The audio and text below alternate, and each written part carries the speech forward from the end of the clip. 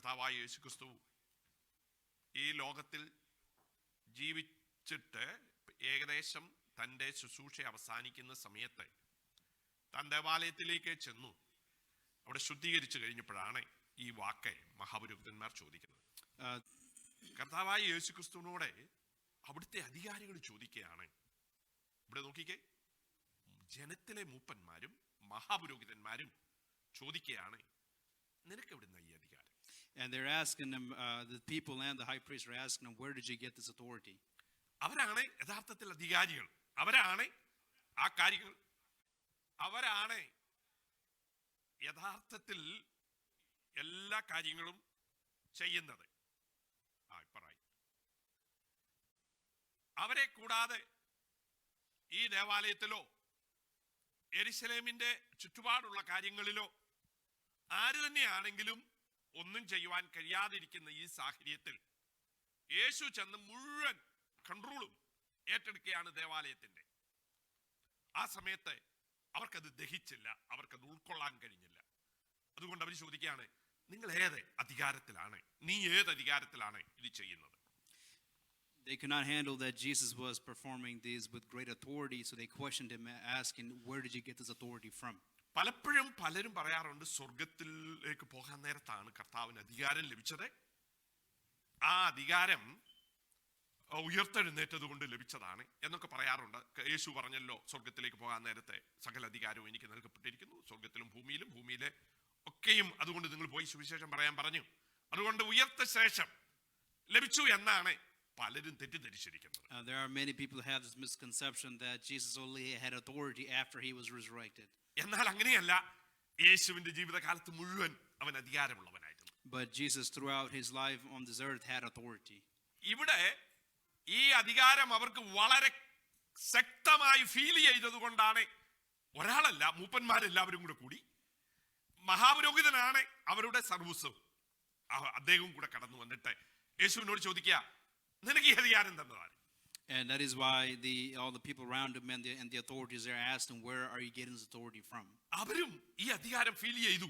കാരണം അവരാണ് വിചാരിച്ചിരുന്നത് ഇന്നുവരെ സകലത്തിനും അവരിൽ നിന്ന് ഓർഡർ വേണം, അവര് സമ്മതിച്ചിട്ട് വേണം കാര്യങ്ങൾ ചെയ്യുവാൻ. പക്ഷെ ഇവിടെ ഇതാ ഒരുവൻ വന്നിരിക്കുന്നു, ഒന്നും ചോദിക്കാതെ അവരുടെ ചിട്ടകളെയും അവരുടെ രീതികളെയും തകർത്തടച്ച് അവൻ ദേവാലയം ശുദ്ധീകരിച്ചിരിക്കുന്നു. They also felt this authority that Jesus had, because up until that day everything that happened in that land was based on their authority and what they said, but now it has changed. ഇവിടെ ഒരു കാര്യം നാം മനസ്സിലാക്കേണ്ടത്, മറ്റുള്ളവരെ please ചെയ്ത് അവരുടെ അധികാരമാണെങ്കിലും അവരുടെ സ്ഥലമാണെങ്കിലും യേശു അവരോടൊക്കെ ചോദിക്കണമല്ലോ, അവരെന്തു വിചാരിക്കുമെന്ന് വിചാരിക്കുന്ന ഒരു കർത്താവല്ല നമ്മുടെ കർത്താവ്. Jesus doesn't look around and see other people's issues with him. അവൻ എന്ത് ചെയ്യണമെന്ന് ആഗ്രഹിക്കുന്നു അത് ചെയ്തെടുപ്പാൻ അധികാരമുള്ളവനും പ്രാപ്തിയുള്ളവനും ധൈര്യമുള്ളവനുമാണ്. He will fulfill what he wants to do because he has the authority to do so. എന്ന് പറഞ്ഞാൽ സിംഹത്തിന്റെ മടയിൽ ചെന്നിട്ട് സിംഹത്തോടെ ഒരു മനുഷ്യനെ എതിർക്കുന്നത് പോലെ, just like a man fighting against a lion. അവരുടെ അഹങ്കാരവും അവരുടെ മഹിമയും അവരുടെ സകലതും എന്ന് പറയുന്നത് ദേവാലയമാണ്. See, all their pride and everything they can boast of is the temple. അപ്പോൾ ദേവാലയത്തിന്റെ അവരുടെ രീതികളെ മുഴുവൻ മാറ്റിമറിക്കുന്നു. But here Jesus is changing all the traditions that's happening at the temple. അങ്ങനെ അധികാരമുള്ള ഒരു കർത്താവിനെയാണ് നാം ആരാധിക്കുന്നത് ഓർക്കുമ്പോൾ നമുക്ക് ഏത് സാഹചര്യത്തിലും സന്തോഷിക്കുവാനും, ഏത് സാഹചര്യത്തിൽ അവന് വിശ്വസിക്കുവാനും, ഏത് സാഹചര്യത്തിലും നമ്മുടെ ജീവനെ അവന്റെ പക്കൽ ഏൽപ്പിച്ചു കൊടുക്കുവാനും കഴിയും. And it is that Jesus who has all the authority on the earth, that it is him who we worship in. നമ്മുടെ കർത്താവെ സ്നേഹിക്കുന്നവൻ മാത്രമല്ല, അവൻ സകലത്തെയും നിയന്ത്രിക്കുന്നവൻ കൂടെയാണ്. Our God is not just a God of love, but he is also a God that controls everything. ഇന്ന് സ്നേഹം പ്രദർശിപ്പിക്കുന്ന ദിവസമായിട്ടാണ് ലോകം കണക്കാക്കുന്നത്. The world sees him as someone who just loves. അതുകൊണ്ട് കർത്താവ് സ്നേഹമാണ്, കർത്താവിന് സ്നേഹം മാത്രമേ ഉള്ളൂ എന്നൊക്കെ പറഞ്ഞു പിടിപ്പിക്കുന്നവരുണ്ട്. And so they only say that Jesus love, and that's the only thing that they say about him. എന്നാൽ കർത്താവിന്റെ സ്നേഹത്തിൽ ബാക്കിയെല്ലാം ഉൾക്കൊള്ളുന്നുണ്ട്. കറക്റ്റ് ചെയ്യുന്നിടത്ത് കറക്റ്റ് ചെയ്യണം, നിയന്ത്രിക്കുന്നിടത്ത് നിയന്ത്രിക്കണം, തീരുമാനമെടുക്കേണ്ടടുത്ത് തീരുമാനമെടുക്കണം. അതാണ് യഥാർത്ഥ സ്നേഹമെന്നാണ് But the കർത്താവിന്റെ true love is ever compassing of everything, even discipline and obedience. വാക്കുകൊണ്ട് പറയുക മാത്രമല്ല, വേറൊരാളുടെ നന്മയ്ക്ക് വേണ്ടി എന്തുവേദം ചിന്തിച്ചിട്ട് അത് ചെയ്യുന്നതാണ് യഥാർത്ഥ സ്നേഹം. So it is not just saying things, but to worry about other people's problem and to work on their behalf. അപ്പോൾ ഇന്ന് സ്നേഹത്തിന്റെ ദിവസമായ അങ്ങനെ സ്നേഹം എന്ന് പറഞ്ഞാല് എപ്പോഴും പ്ലീസ് ചെയ്യുന്നതും സന്തോഷിപ്പിക്കുന്നതും സുഖം തരുന്നതുമാണെന്ന് മാത്രം തെറ്റിദ്ധരിക്കും. So love is not just always pleasing and always getting what you want. നമ്മുടെ കർത്താവിനെ നോക്കിയാൽ അവൻ സ്നേഹവാനാണ്, സകലത്തിനും സ്നേഹമാണ് ആധാരമായിരിക്കുന്നത്, എങ്കിലും ചെയ്യേണ്ടതൊക്കെയും അവൻ ചെയ്തിരുന്നു. But Jesus is a God of love, but he also does everything else that we need. അപ്പോൾ നമ്മുടെ കർത്താവ് ഈ ദേവാലയത്തിന്റെ കൺട്രോൾ ഏറ്റെടുത്ത ഒരു സമയമാണ്. And here you can see that Jesus took authority over the temple, എന്നിട്ട് അവിടെ അവൻ തന്റെ അധികാരം ഉപയോഗിച്ചു. and he is establishing his authority there. അവൻ അവിടെ എല്ലാം ചെയ്യേണ്ട കറക്ഷൻ ചെയ്തു. And he's changing all the things that he needs to change. എന്തിനാണ് അവൻ അത് ചെയ്തതെന്ന് അവിടെ പറഞ്ഞിട്ടുണ്ട്. അവിടെ പറയുകയാണ്, ഇതെല്ലാം ചെയ്തു കഴിഞ്ഞപ്പോൾ പാവപ്പെട്ടവരവന്റെ അടുക്കൽ, കുരുടന്മാരും മുടന്തന്മാരും കഴിവില്ലാത്തവരവന്റെ അടുക്കൽ വന്നു, യേശു അവരെ സഹായിച്ചു. And you can see that once Jesus made all those changes, all the sick and all the poor came to him to seek help. അപ്പോൾ ലോകത്തിൽ നാം ക്രമവും ചട്ടവുമായി കടന്നു പോകുമ്പോൾ അംഗീകരിക്കേണ്ടവർക്ക് അംഗീകാരമില്ലാതെ, പാവപ്പെട്ടവർക്ക് സ്വാധീനമില്ലാത്ത ഒരു സാഹചര്യമാണ് ഈ ദേവാലയത്തിൽ നാം കണ്ടത്. See, what we see in this temple is that once Jesus put everything in order, people start coming to him. അപ്പോൾ കർത്താവിന്റെ പർപ്പസ് തികച്ചെടുക്കുവാൻ, ചില ക്രമീകരണം ചെയ്യുവാൻ അവൻ അധികാരമെടുത്ത കർത്താവാണ്. And so he took authority to put some things in order so that his will be fulfilled. ഏറ്റവും ബുദ്ധിമുട്ടുള്ള religious സ്ഥാനത്താണ് അവൻ ഇപ്പോൾ വിരൽ ചൂണ്ടിയിരിക്കുന്നത്.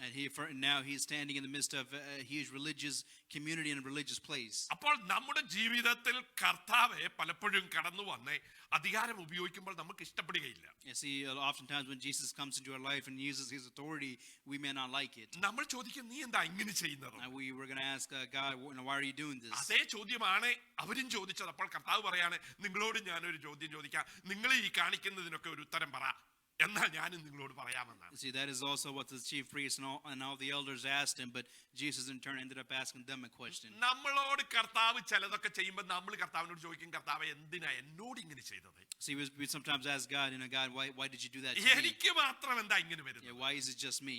അപ്പോൾ കർത്താവ് പറയുന്നത്, എനിക്കും നിന്നോട് ചില ചോദ്യം ചോദിക്കാനുണ്ട്, അതിനെയൊക്കെ മറുപടി പറയാമെങ്കിൽ ഞാനും ഉത്തരം പറയാം. And Jesus replies, and I also have a few questions to ask you, and if you provide a reply, I will give you a reply as well. ഈ മിടുമിടുക്കന്മാർ പറയാ, കർത്താവ് ചോദിക്കുന്ന ചോദ്യത്തിന് ഉത്തരം പറയാൻ നമുക്ക് കഴിയുകയില്ല, നമ്മൾ കുടുങ്ങേ ഉള്ളൂ, അതുകൊണ്ട് വായടച്ച് മിണ്ടാതിരിക്കാൻ. See, they kept quiet because they knew that question Jesus asked was there to trap them. അപ്പോൾ നമ്മളും പലപ്പോഴും ചോദിക്കണം, നമ്മൾ കർത്താവിനോട് ചോദിക്കുന്ന ചോദ്യങ്ങളുണ്ടല്ലോ, ആ കർത്താവ് നമ്മളോട് തിരിച്ചു ചോദിക്കുമ്പോൾ നമ്മളോട് ചോദിക്കുന്ന ചോദ്യത്തിന് ഉത്തരം പറയാൻ നമുക്ക് കഴിയുമോ?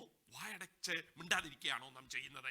അതാണ് എന്നെ ചിന്തിപ്പിച്ച ഒന്നാമത്തെ വിഷയം. See, the issue that caught my eyes is that when Jesus asks us a question, are we able to provide a response, or are we just gonna not respond? ഈ വിടുമിടുക്കന്മാർക്ക് സാധിച്ചില്ല, ഇവർക്ക് എല്ലാവർക്കും കൂടെ സാധിച്ചില്ല അതിനൊരു ഉത്തരം പറയാൻ. The chief priests and the elders were not able to provide a response. അപ്പോൾ എനിക്ക് മനസ്സിലായി, നാം ചോദിക്കുന്ന ചോദ്യങ്ങൾക്ക് കൊടുക്കുന്ന ചോദ്യമായി ദൈവസന്നിധാനത്തിൽ കടന്നു വരുമ്പോൾ ദൈവവും നമ്മളോട് ചോദിക്കുന്ന ചോദ്യങ്ങൾക്ക് മറുപടി പറയാൻ കഴിഞ്ഞാൽ മാത്രമേ കർത്താവ് നമുക്ക് ഉത്തരം തരികയുള്ളൂ. It's the only God will respond when we are able to answer the question that he has for us.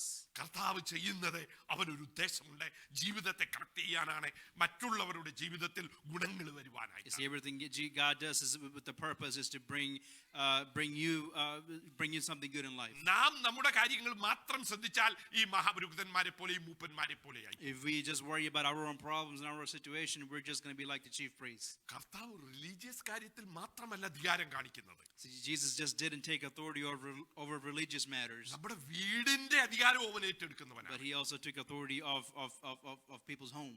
അതെ, നിങ്ങൾ നോക്കിയേ, ലൂക്കോസിന്റെ സുവിശേഷം 22-ാം അധ്യായത്തിന്റെ 8 മുതൽ താഴോട്ടുള്ള വാക്യങ്ങളിൽ ശിഷ്യന്മാർ ചോദിക്കുകയാണ്, നിനക്ക് ഞങ്ങൾ എവിടെയാണ് പെസഹ ആചരിക്കേണ്ടത്? You see, in Luke 22, the disciples asked him, where are we going to attend the Passover? നമ്മളാണെ പറയാം, അയ്യോ എന്റെ കുഞ്ഞുങ്ങളെ നിങ്ങൾക്ക് അറിഞ്ഞുകൂടെ, ഞാനേ എവിടെ ഒരുക്കാനാ? And Jesus asked them, where am I?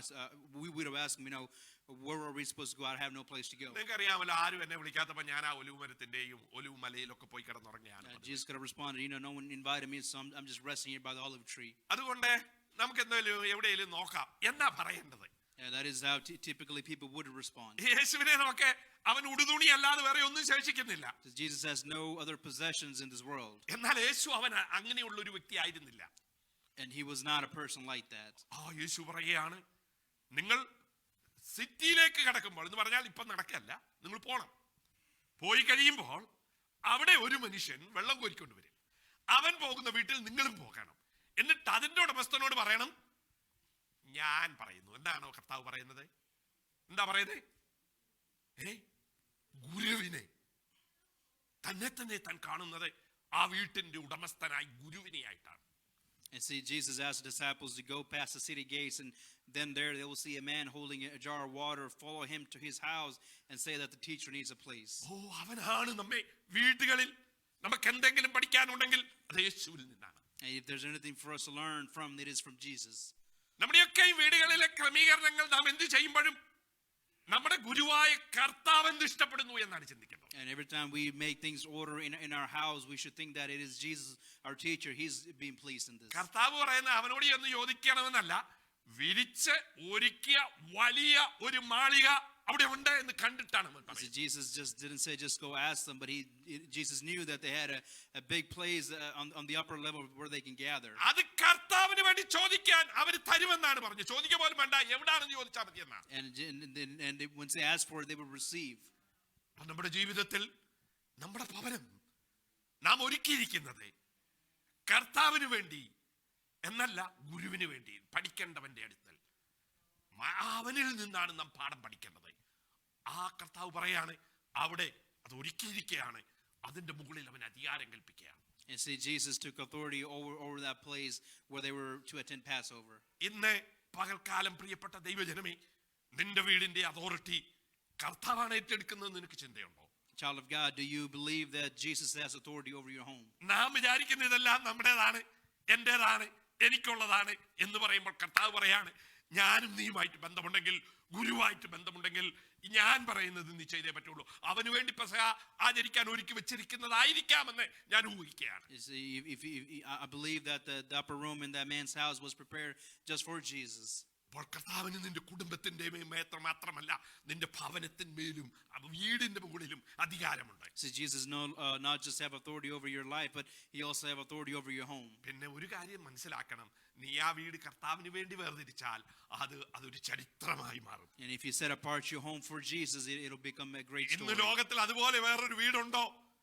യേശുവിന് വേണ്ടി പെസഹായ്ക്ക് കൊടുത്ത മാളിക മുറി എന്ന് നമ്മൾ വിളിക്കുന്ന ആ വീടിനെ പോലെ ചരിത്രത്തിൽ സ്ഥാനം പിടിച്ച വേറെ ഏതെങ്കിലും ഒരു വീടുണ്ടോ? I don't know if there's a house that's in history that has received better recognition because they had an upper room ready for Jesus. ആ കാലത്ത് കൈസർ ഭരിക്കുന്ന കാലമാണെന്ന് ഓർത്തോണം, അങ്ങേരുടെ വീട് ഇന്ന് നോക്കിയാൽ കാണത്തില്ല. And you see that was the time when Caesar was leaving the earth, and I don't know if place where Caesar laid has any importance. മഹാപുരോഹിതന്റെ വീട് നോക്കിയാൽ അവിടെ കാണാറില്ല. And you're not going to be able to see the house of the chief priest. ഹെരോദാവിന്റെ വീട് അവിടെ ഇല്ല. And you're not going to see the house of King Herod. പീലാത്തോസിന്റെ വീടും അവിടെ ഇല്ല. And not even the homes of Pilate. കർത്താവിന് വേണ്ടി ഒരുക്കിയ വീട്, കർത്താവ് ചോദിച്ചിട്ട് കൊടുത്ത വീട്, അത് ഇന്നും അതിന്റെ സ്ഥാനത്ത് ലോക ചരിത്രത്തിലെ ശ്രേഷ്ഠമായ നിലയിലെ എന്നും തിളങ്ങിക്കൊണ്ടിരിക്കുക. But the home that was prepared for Jesus, it is still there today. അപ്പോൾ നിനക്ക്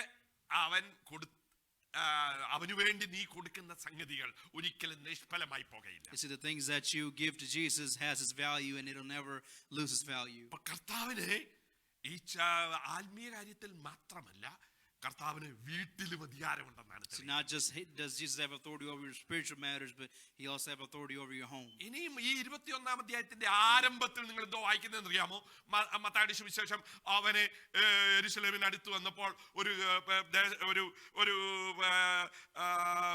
ബേത്ബഹഗ എന്ന ആ ഗ്രാമത്തിനടുത്തപ്പോൾ പറയുകയാണ്, ഈ ഗ്രാമത്തിനെതിരെ ഉള്ള ഒരു ഗ്രാമത്തിൽ ഒരു കഴുതയെയും അതിന്റെ കുട്ടിയെയും കെട്ടിയിരിക്കുന്നു, നിങ്ങൾ പോയി അഴിച്ചോണ്ട് വരാൻ.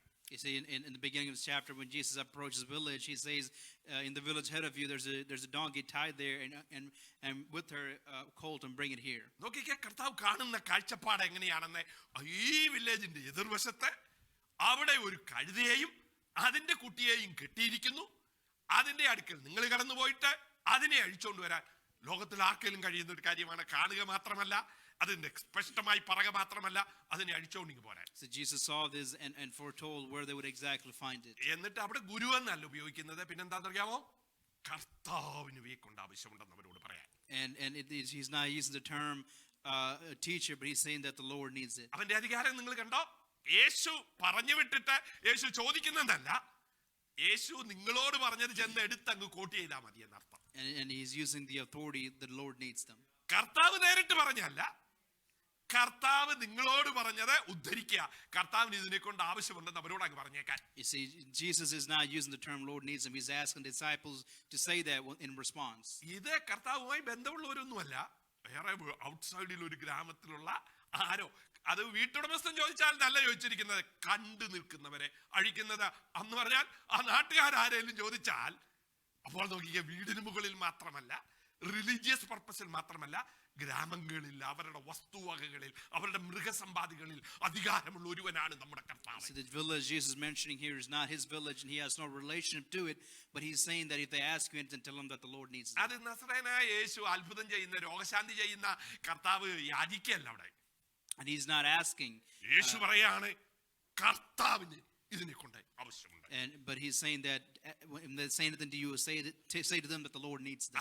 ആത്മീയരായി കാര്യങ്ങൾ കൈകാര്യം ചെയ്യുന്നവരോട് ഗുരു എന്ന് പറഞ്ഞെങ്കിൽ ലോകത്തോട് ദൈവം വിളിച്ചു പറയുന്നത് കർത്താവ് എന്നാണ് വിളിച്ചു പറയുന്നത്. To all the people at the church, Jesus said that the teacher needs it, but here to the village he says that the Lord needs them. ദേവാലയത്തിൽ ചെന്ന് ഈ അധികാരികളെന്ന് വിചാരിച്ചവരോട് താൻ എന്തോ പറയുന്നതെന്ന് അറിയാമോ? എന്റെ ആലയം പ്രാർത്ഥനാലയം എന്ന് വിളിക്കപ്പെടും എന്ന് കർത്താവിൻ ദൈവത്തിന്റെ മന്ദിരത്തെ കുറിച്ച് പറഞ്ഞെന്നാണ് എഴുതി വെച്ചിരിക്കുന്നത്. And Jesus, when they questioned him, he says, "My house will be called a house of prayer." അപ്പോൾ യേശു തന്നെ കുറിച്ച് എന്താ വിചാരിക്കുന്നത്? അവൻ ഗുരുവാണ്, അവൻ കർത്താവാണ്, അവനാണ് ദേവാലയത്തിൽ എന്റെ ആലയം എന്ന് പറയുന്ന ദൈവം തമ്പുരാൻ. So Jesus portrays himself as a teacher, as a Lord, and then says it is my temple. അപ്പോൾ നാം ആരാധിക്കുന്ന, നാം ഫോളോ ചെയ്യുന്ന, നാം പ്രാർത്ഥിക്കുന്ന വ്യക്തി, ഇന്നത്തെ പോലെ പലരും പറയുന്ന പോലെ ഒരു ദൈവമുണ്ട്, തന്റെ ദൈവത്തോടാണ് യേശു പ്രാർത്ഥിച്ചത്, അതുകൊണ്ട് യേശുവിന് രണ്ടാം സ്ഥാനമേ ഉള്ളൂ എന്ന് പല ക്രിസ്ത്യാനികളും വിശ്വസിക്കുമ്പോൾ എന്റെ ഹൃദയത്തിൽ എന്റെ ദൈവം തന്ന തത്വം എന്താണെന്നറിയാമോ? എന്റെ ദൈവം പറയാ, നിങ്ങൾ വേണേ വായിച്ചു നോക്കെ, അവൻ ദേവാലയത്തിൽ ചെന്നിട്ട് അവിടെ പറയുകയാണ് എന്റെ ആലയം എന്ന് പറവത്തക്ക രീതിയിൽ. ആരോടാ പറയുന്നത്?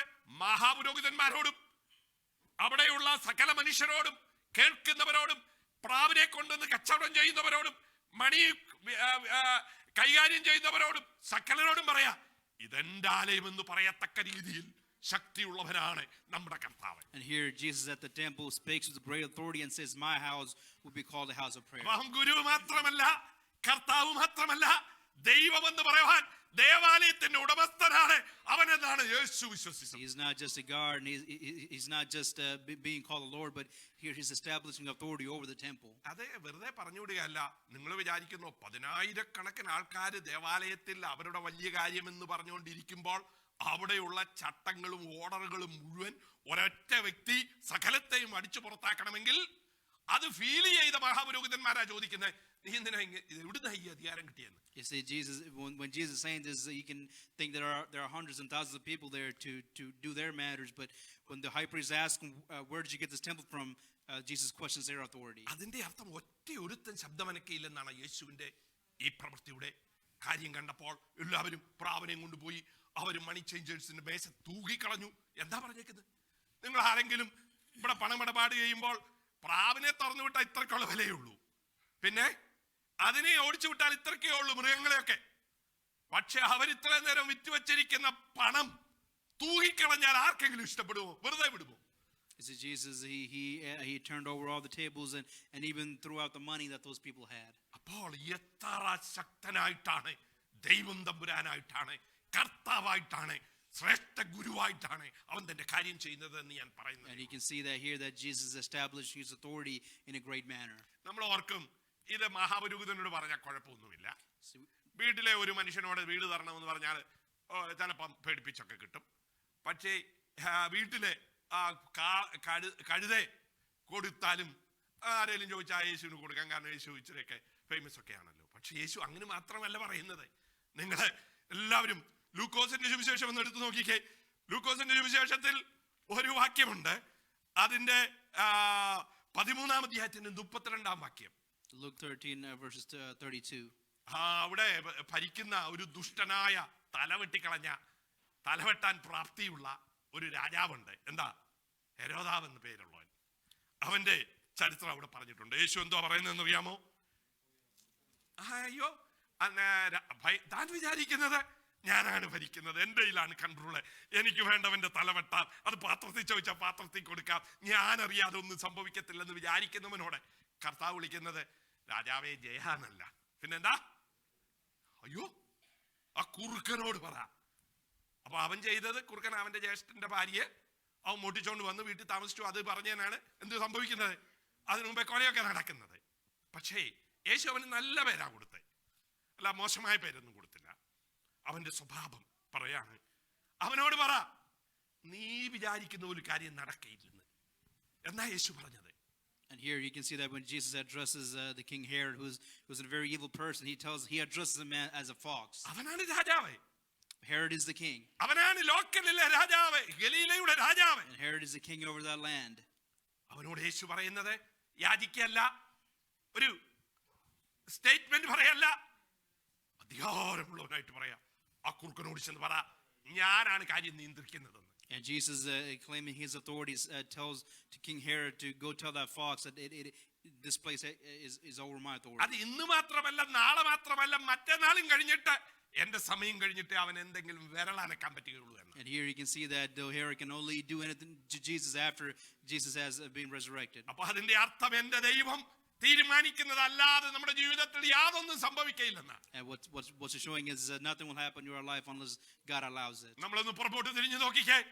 നമ്മുടെ ജീവിതത്തെ കൺട്രോൾ ചെയ്യുന്ന നമ്മുടെ കർത്താവ്, അവന്റെ അറിവ് കൂടാതെ ഇന്നും നടക്കയില്ല, നാളെയും നടക്കയില്ല, മറ്റന്നാളും കഴിഞ്ഞ ശേഷമേ എന്തെങ്കിലും ഹെരോദാവിന് ചെയ്യാൻ കഴിയുള്ളൂ എന്ന അധികാരത്തോട് പരസ്യമായി കേൾക്കുന്ന ആയിരങ്ങളോട് പറയാണ്, ആ കുറുക്കനോട് എന്ന് പറ. And you can see that Jesus addresses Herod as a fox and say that you cannot do anything to me. പ്രിയപ്പെട്ട ദൈവജനമേ, കോവിഡ് അല്ല എന്നും വരട്ടെ, നീ ദൈവത്തിന്റെ കരങ്ങളിലാണെന്നാണ് ഞാൻ വിശ്വസിക്കുന്നത്. Child of God, I believe that you are in the hands of God. കർത്താവിന്റെ സമയം കഴിയാതെ നമ്മളെ ഒറ്റ ഒരു മനുഷ്യനും നമ്മളെ തൊടുവാൻ കഴിയില്ല. And nothing will happen to us until the Lord says so. അതിന് ഞാൻ ഒരു വലിയ ഉദാഹരണമാണ് ഞാൻ കഴിഞ്ഞ ദിവസം പറഞ്ഞതാ. ഒരു വലിയ മരം വെട്ടിയിട്ടു, എന്റെ ഭാര്യ എന്നോട് പറഞ്ഞു അവിടുന്ന് മാറാൻ. ഞാൻ എന്റെ ലോജിക്കും എന്റെ കണക്കൂട്ടലും വെച്ച ഒരിക്കലും അത് എന്റെ അടുത്തേക്ക് വരാൻ സാധ്യതയില്ല. പക്ഷെ വീണപ്പോ അതെന്റെ നേരെ വന്ന് എന്റെ തലയും കൊണ്ട് പോകേണ്ടതാ. ഒരു സെക്കൻഡിലാണ് എന്റെ ജീവൻ രക്ഷപ്പെട്ടത്. ഞാൻ ഇങ്ങോട്ട് പെട്ടെന്ന് കഴുത്ത് വെട്ടിച്ചു മാറി. വലിയ മരണത്തിൽ നിന്ന് ഒരു മാസം മുമ്പേ, കോവിഡും വേണ്ട, ക്യാൻസറും വേണ്ട, ഒരു കൊച്ചപകടം മതി. വിചാരിക്കാത്തത് കണക്കൂട്ടലുകൾ തെറ്റിക്കുമ്പോൾ നമ്മുടെ ജീവൻ അവിടെ അവസാനിക്കാൻ കഴിയും. എന്നാൽ എന്റെ കർത്താവ് അറിയാതെ എന്റെ ജീവിതത്തിൽ ഒന്നും സംഭവിക്കില്ലെന്ന് ചെറുപ്പം തൊട്ട് വിശ്വസിക്കുന്ന ഒരു വ്യക്തിയാണ് ഞാൻ. I believe that nothing will happen to me unless the Lord allows it. അത് വെള്ളത്തിൽ മുങ്ങിയാലും ജാഗയില്ല, കാറിൽ നിന്ന് തെറിച്ചു പോയാലും ജാഗയില്ല, ട്രെയിനിൽ നിന്ന് വീണാലും ജാഗത്തില്ല, എന്ത് സംഭവിച്ചാലും ദൈവം പറയാതെ ജാഗത്തില്ല. Regardless of what happens to you or what danger you face, if the Lord doesn't allow it, nothing will happen to you. യേശു പറയാണ്, ഇന്നും അവനൊന്നും ചെയ്യാൻ പറ്റുകയില്ല, നാളെയും അവനൊന്നും ചെയ്യാൻ പറ്റുകയില്ല, മറ്റന്നാളും അവനൊന്നും ചെയ്യാൻ പറ്റുകയില്ല. കർത്താവ് അനുവദിക്കാത്ത ഒരു കാര്യവും നിന്റെ ജീവിതത്തിൽ വരികയില്ല എന്ന് പിതാവ് നിന്നെ കുറിച്ച് പറഞ്ഞിട്ടുള്ളതല്ലാത്തത് യാതൊന്നും നടക്കയില്ല എന്ന് യേശു തമ്പുരാൻ വിളിച്ചു പറയുകയാണ്. Jesus is saying that nothing will happen to you unless the Father allows it. അപ്പോൾ അവന്റെ മുകളിൽ ആർക്കൊക്കെ അധികാരം നോക്കിയ? വീട്ടിൽ അവൻ അധികാരമുണ്ട്, നാട്ടിൽ അവൻ അധികാരമുണ്ട്, പള്ളിയിൽ അവൻ അധികാരമുണ്ട്, രാജാവിന്റെ മുകളിൽ അവൻ അധികാരമുണ്ട്. You see, he has authority over the king, over the temple, over your home, and over the land. അവിടെ കൊണ്ട് നമുക്ക് തീരാ ഒരു ലോക്കൽ രാജാവ്. പീലാത്തോസ് ആരാന്നറിയാമോ? പീലാത്തോസ് യൂണിവേഴ്സൽ ആയിട്ടുള്ള ഒരു കിങ്ഡത്തിന്റെ representative ഗവർണറാണ്. You see, Herod was a king of a local land, but here Pilate, he's a governor of the Roman Empire. യേശു പീലാത്തോസിനോട് പറഞ്ഞത്, പീലാത്തോസ് ചോദിച്ചു, നീ ഒരു രാജാവാണോ? അയ്യോ, ഇവൻ എന്നെ കുറിച്ച് അബദ്ധം പറയുകയാണ് അല്ലേ? When Pilate asked him, "Are you a king?" Jesus initially did not respond to him. ഞാൻ ഇവർക്ക് അപ്പമൊക്കെ കൊടുത്തപ്പോൾ ഇവർ എന്നെ പിടിച്ചു വാക്കാൻ തുടങ്ങി. അന്നേരം ഞാൻ അങ്ങ് ഒഴിഞ്ഞു മാറിയതാ. എനിക്കറിയാം ഞാൻ രാജാവൊന്നും അല്ലെന്ന്. So Jesus never said that he was not the king. ഒരാഴ്ച മുമ്പ് ഇവര് രാജാവാണെന്നും പറഞ്ഞ് ഇങ്ങനെ ഘോഷിച്ചു. അതൊക്കെ അവരുടെ അബദ്ധമാണ്. So Jesus did not defend himself by saying that these people are just making things up. കാരണം ഇസ്രായേൽ മക്കൾ ഒരു രാജാവിനെ പ്രതീക്ഷിക്കുന്നതുകൊണ്ട് ഞാൻ ഈ കാര്യമൊക്കെ ചെയ്തുകൊണ്ട് അവര് പറഞ്ഞുണ്ടാക്കിയ ഒരു കഥയാണ്. So they did not say that this is just a folk story of the people of Israel. അങ്ങനെ പറഞ്ഞ് രക്ഷപ്പെടാനാണ് സാധാരണക്കാരൊക്കെ നോക്കുന്നത്. We would have said something like that and escaped from there. യേശു എന്താ പറഞ്ഞെന്നറിയാമോ? എന്റെ പിതാവ് നിനക്ക് തരുന്നില്ലെങ്കിൽ എന്റെ മുകളിൽ ഒരു അധികാരവും നിനക്കില്ല. You see, Jesus says that unless my Father gives to you, you have no authority over me. മുകളിൽ നിന്ന് ലഭിച്ചിട്ടല്ലാതെ നിനക്ക് ഒരു അധികാരവും എന്റെ മുകളിൽ. You see, he's telling Pilate that unless he receives authority from heaven, you don't have any authority over me. അവൻ സീസറിന്റെ representative ആണ്. You see, Pilate is a representative of Caesar. Caesar വിശ്വസിക്കുക അവനാണ് കർത്താവ്, അവനാണ് ദൈവമെന്ന് വിശ്വസിക്കുന്ന സീസറിന്റെ കാലത്താണ് ഇത് സംഭവിക്കുന്നത്. Caesar, the great emperor thinks he's equal to God. It is happening in that time. അപ്പോൾ കർത്താവ് പറയാ അവനും അവന്റെ റെപ്രസെന്റേറ്റീവ് എന്റെ മുകളിൽ യാതൊരു അധികാരവുമില്ല, എന്റെ ദൈവം അനുവദിക്കാതെ. So Jesus is saying with great confidence that Caesar or Pilate has no authority over me. അപ്പോൾ നിന്റെ ഭവനത്തിൽ മാത്രമല്ല, നിന്റെ സാധനങ്ങളിൽ മാത്രമല്ല, നിന്റെ ദേവാലയത്തിൽ മാത്രമല്ല, നിന്റെ ലോക്കൽ സ്ഥലത്ത് മാത്രമല്ല, യൂണിവേഴ്സൽ ആയിട്ട് എന്റെ കർത്താവ് പറയാണ് ഒരുത്തനും എന്റെ മുകളിൽ ഒരു അധികാരം. Jesus says that no one has authority over me. അപ്പോൾ പിന്നെ ഇവന്റെ അധികാരം എന്താ? So what is his authority? അതുകൊണ്ടാണ് ശിഷ്യന്മാരെ കാറ്റെ അടങ്ങുക, കടലെ ശാന്തമാക്കാൻ പറഞ്ഞപ്പോൾ അതൊരു നിമിഷം കൊണ്ട് ശാന്തമായി എന്ന് വേദപുസ്തകം പറഞ്ഞിരിക്കുന്നു. അവർ അത്ഭുതപ്പെട്ടു, ഇവൻ ആരെ? You see, when the disciples, when he commanded the storm and the seas to calm, it did so immediately, and the disciples even questioned him, saying, who is this person? അവന്റെ ശിഷ്യന്മാർക്ക് പോലും അവന്റെ കൂടെ നടന്നിട്ട് അത്ഭുതം കണ്ടിട്ട് അവനെ മനസ്സിലാക്കാൻ കഴിയാത്ത വലിയ authority അവനുണ്ടായിരുന്നു. You see, even his disciples cannot understand the authority of Jesus. ഇന്ന് പൽക്കാലം ഭാരപ്പെട്ടിരിക്കുന്ന ജനമേ, ഭയപ്പെട്ടിരിക്കുന്ന ജനമേ, വിഷമിച്ചിരിക്കുന്ന ജനമേ, നിങ്ങൾക്ക് വേണ്ടി ഞാൻ ഒരു കാര്യം പറയാം. എന്റെ യേശു വിശ്വസിച്ചു, അവൻ ഗുരു മാത്രമല്ല, അവൻ കർത്താവുമല്ല, അവൻ സാക്ഷാൽ ദൈവമാണ്. എന്റെ ആലയം പ്രാർത്ഥനാലയം എന്ന് വിളിക്കപ്പെടും. See, if you are troubled or if you're in sorrow, child of God, put your hope in Jesus. He's not just a teacher, but he is your Lord. അവനെ രാജാക്കന്മാര് വെറും കുറുക്കന്മാരായിട്ടാണ് അവൻ കണ്ടത്. And he even sees all the kings of this earth as a fox. അപ്പോൾ നമ്മുടെ ജീവിതത്തിൽ ബാക്കി നമുക്ക് ചിന്തിക്കാമല്ലോ. നമുക്ക് ബാക്കി കാര്യം ചിന്തിക്കാം. രാജാക്കന്മാരെ അവൻ വിളിക്കുന്നത് തെറ്റ് ചെയ്തത് കൊണ്ട്, ദോഷം ചെയ്തത് കൊണ്ട് അല്ലയോ മഹാരാജാവേ എന്ന് പറയല്ല, കുറുക്കൻ എന്നാണ് എന്റെ. He addresses all the authority on this earth, especially the kings, as a fox. രാജാക്കന്മാർ അവന്റെ മുൻപിൽ അത്രയേ ഉള്ളൂ. See, all the kings on this earth has no value. മരണം അവന്റെ മുമ്പിൽ ഒന്നുമില്ല. Even death he overcame. അളിഞ്ഞിരിക്കുന്ന ശവശരീരം അവന്റെ മുൻപിൽ ഒന്നുമില്ല. Even a body that decays, he overcame that. വലിയ കാറ്റ് അവനെതിരെ ഒന്നും ചെയ്യുകയില്ല. Even the great storms have nothing over കടൽ him. അവനെ ഇളക്കാനൊന്നും ചെയ്യില്ല. The seas have nothing over him. അവൻ ഒഴികെ വേറെ ഒരുവനുമില്ല എന്ന് യേശു And there is തെളിയിക്കുകയായിരുന്നു. no one above him. That is what Jesus was showing. യേശു പറഞ്ഞു, ഞാൻ മരിക്കുകയും ജീവനെ തിരികെ എടുക്കുകയും ചെയ്യും. And Jesus said that I've died and rose again. അതുകൊണ്ടാണ് ഞാൻ പുനരുത്ഥാനവും ജീവനുമാണെന്ന് യേശു That പറഞ്ഞത്. is why I am the way and the life. അത് മാത്രമല്ല, ഞാൻ മാത്രമാണ് ഏക വഴിയെന്നും കർത്താവ് And that പറഞ്ഞു. is why he says I am the only way. ഇന്ന് പകൽക്കാലം പ്രിയപ്പെട്ട ദൈവജനമേ, നിന്റെ മുകളിലും നിന്റെ കുടുംബത്തിന്റെ മുകളിലും നിന്റെ പ്രോപ്പർട്ടിയുടെ മുകളിലും നിന്റെ രാജ്യത്തിന്റെ മുകളിലും ഈ ലോകത്തിന്റെ മുകളിലും അധികാരമുള്ള ഒറ്റ ഒരുവനാണ് ഞാൻ ആരാധിക്കുന്ന എന്റെ യേശു. Child of God, Jesus has authority over you, your land, your home, and everything you have. അധികാരികൾ അത് കണ്ടിട്ട് ചോദിക്കുക, നിന്റെ ഈ ഇത്ര അധികാരം നീ എവിടെ നിന്ന് എടുക്കുവാൻ? നീ സാധാരണക്കാരനല്ലേ? And those who have authority of this world, they asked him, where did you get this authority from? എന്നാൽ എന്റെ യേശു മറുപടി പറയാത്തതിന്റെ കാരണം അതിനൊരൊറ്റ കാര്യമേ ഉള്ളൂ, അവരുടെ പ്രവൃത്തിയാണ്. And Jesus did not respond to them because the way they acted. അവരെ ഈ വലിയവരാണെന്ന് ഓർത്ത് ചെയ്യുന്ന കാര്യങ്ങളെ കണ്ടിട്ട് യേശു പറയാ, നിങ്ങൾ ഉത്തരം പറയാന്നാ ഞാൻ പറയാം. And when Jesus saw that those people saw themselves as authority, he asked them a question and asked them to reply. ഇന്ന് പകൽക്കാലം നമ്മുടെ കർത്താവ് ആരാണെന്ന് നമുക്ക് കാണാം. See, we need to see who our God is.